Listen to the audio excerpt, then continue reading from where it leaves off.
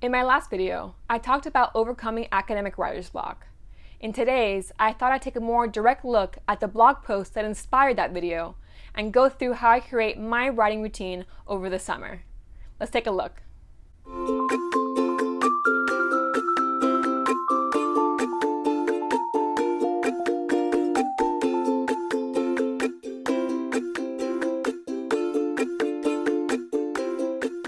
The first step I recommend taking is figuring out what you want or need to accomplish over the summer with your writing.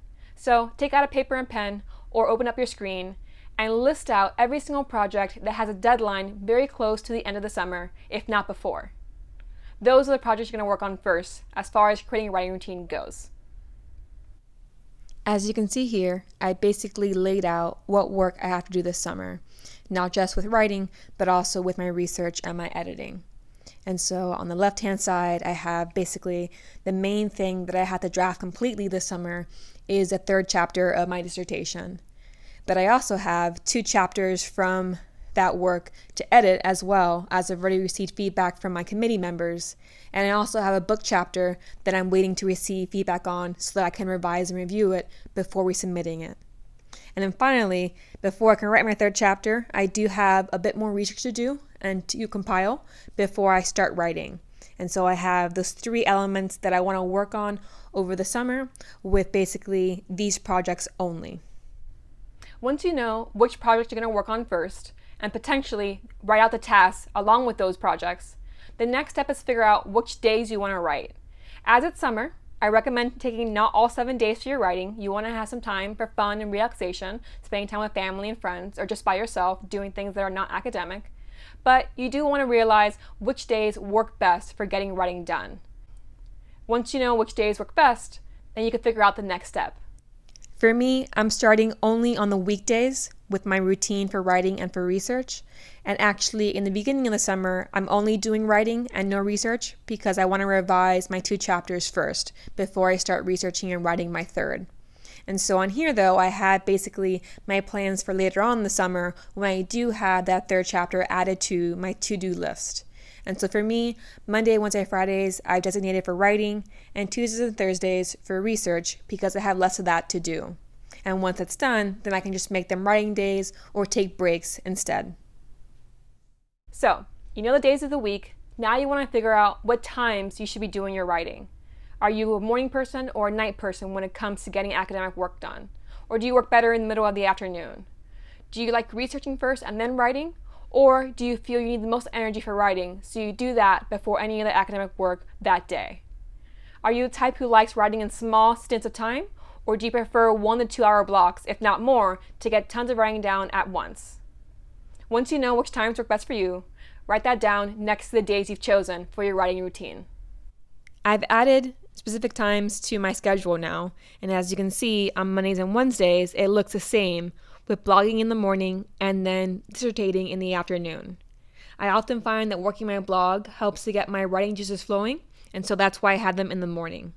On Friday, though, I do want to have one last hurrah of just doing dissertation work before I take a break, so I had that scheduled in the morning, and I can go as long as I need to if I've fallen behind throughout the rest of the week.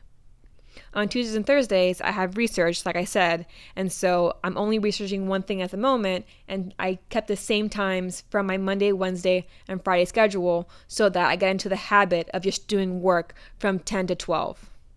But in the early summer, those will be writing times as well, either on my dissertation or on my blog or even on my YouTube channel, whatever it is that I need to write at the moment. Now you know the projects, the days, and the times that you want to work on your writing over the summer. The next step is figuring out if there's certain tools that you can use to help you stay on track throughout your routine. Are there certain applications or just things on your computer or on your phone that help you keep time? Do you use habit tracking software to make sure you're staying on task?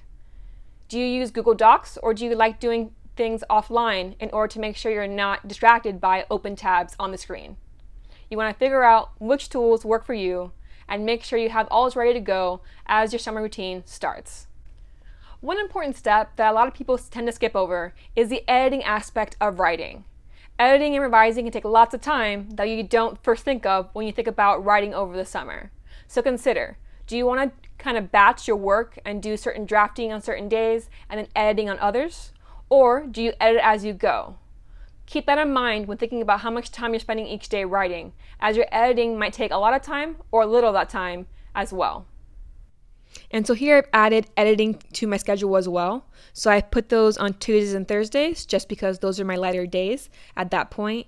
And I only have 1 hour just because, sometimes I can go very carefully word by word, sentence by sentence, and other times I'm just editing or revising whole pages or paragraphs at a time. So I'll start with 1 hour, and if I get into the zone, I can keep going, but that's all I have scheduled for the week.